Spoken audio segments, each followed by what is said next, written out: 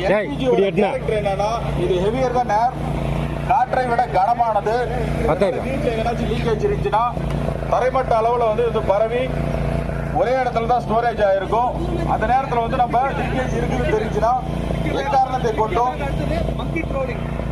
எந்த ஒரு மின்சாதனத்தையும் இயக்கக்கூடாது. பாருங்க, இப்ப எளிமையா எப்படி அணைக்கிறதுன்னு காட்டுறாரு பாருங்க.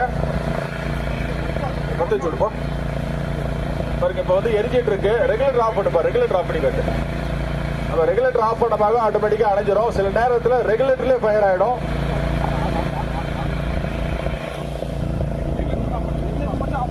பாருங்க, அந்த இடத்துல பாத்தீங்கன்னா அந்த மிக்சிங் சேம்பர் காத்தும் கேஸும் ரெண்டும் இணைகிற இடத்துல விரலை கொண்டு அழுத்தி பிடித்ததாக அணைந்து விடும்.